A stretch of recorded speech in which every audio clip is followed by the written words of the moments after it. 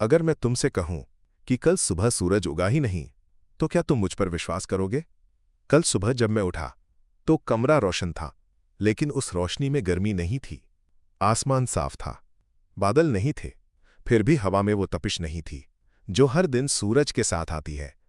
मैंने खिड़की खोली और तभी पहली बार मुझे एहसास हुआ, सूरज वहां था, लेकिन जिंदा नहीं था। जैसे आसमान में कोई बल्ब टंगा हो जो जल तो रहा हो, पर उसके भीतर बिजली न हो। मैंने फोन उठाया। स्क्रीन पर सिर्फ एक ही खबर चल रही थी, सूरज ने ऊर्जा देना बंद कर दिया है। यह सुनकर डर नहीं लगा, क्योंकि दिमाग ने पहले इसे झूठ समझा। लेकिन जब शहर के सारे सोलर पैनल एक साथ बंद हो गए, जब सैटेलाइट सिग्नल गिरने लगे, तब समझ आ गया, यह अफवाह नहीं थी, यह सजा थी। पहले घंटे में दुनिया सामान्य थी, दूसरे घंटे में हवा ठंडी होने लगी, तीसरे घंटे में पक्षी उड़ना भूल गए, पेड़ पौधों का हरा रंग धीरे धीरे फीका पड़ने लगा, समुद्र की सतह जमने लगी, दिन और रात में अंतर ही खत्म होने लगा।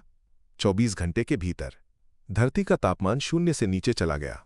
शहर बर्फ के शीशे की तरह टूटने लगे, लोग जमीन के नीचे भागने लगे। मेट्रो टनल, बंकर, पुरानी सुरंगें। मैं भी भागा, लेकिन सिर्फ जिंदा रहने के लिए नहीं। मैं खगोल भौतिकी प्रयोगशाला में काम करता था, और जो आंकड़े हम देख रहे थे वे प्रकृति के खिलाफ थे। सूरज मरा नहीं था, उसे बंद किया गया था, जैसे कोई स्विच बंद करता है। गहरे अंतरिक्ष से एक कमजोर सा संकेत मिल रहा था, लेकिन उसमें बुद्धि थी, इरादा था। उस संदेश में सिर्फ इतना लिखा था, तुम्हारा तारा एक परीक्षण था। परीक्षण? तभी मुझे सच्चाई समझ आई। हम ब्रह्मांड के नागरिक नहीं थे, हम सिर्फ प्रयोग थे, एक ऐसी सभ्यता के लिए जो पूरी आकाशगंगा को ऊर्जा फार्म की तरह इस्तेमाल करती है। सूरज उनका रिएक्टर था और पृथ्वी उनकी प्रयोगशाला।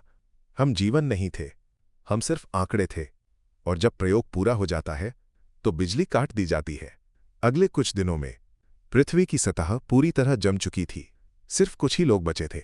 जमीन के नीचे कृत्रिम गर्मी में ऑक्सीजन कम हो रही थी, खाना बनाने वाली मशीनें एक एक करके बंद हो रही थीं। तभी एक और संदेश आया, विषयों को निकासी का विकल्प दिया जाता है। निकासी? एक निर्देशांक दिया गया, चांद के उस पार, जहां कभी रोशनी नहीं पहुंचती। सिर्फ 10 लोग चुने गए, बिना वजह बताए, बिना नाम पूछे। मैं भी उनमें था, शायद इसलिए क्योंकि मैंने पहला संकेत समझा था, या शायद इसलिए क्योंकि उन्हें एक गवाह चाहिए था। चांद के उस पार जो मैंने देखा, वो इंसानी दिमाग के लिए बना ही नहीं था। एक विशाल संरचना, सूरज से भी बड़ी। वहां हमें बताया गया, ब्रह्मांड में हजारों पृथ्वियों जैसी दुनियाएं हैं, हर दुनिया का अपना सूरज, और हर सूरज एक स्विच।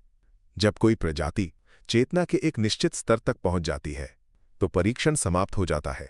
अगर वह प्रजाति उपयोगी होती है तो उसे अगले चरण में भेज दिया जाता है, और अगर नहीं, सूरज बंद।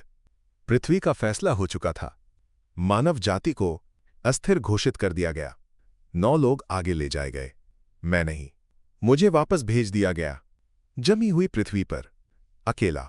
आसमान में सूरज अब भी टंगा हुआ है, एक मरे हुए बल्ब की तरह।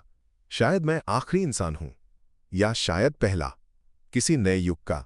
मैं ये कहानी रिकॉर्ड कर रहा हूं क्योंकि हो सकता है कहीं किसी और ग्रह पर, किसी और सूरज के नीचे कोई इसे सुन रहा हो, और तब वो समझेगा, सूरज सिर्फ तारा नहीं होता, कभी कभी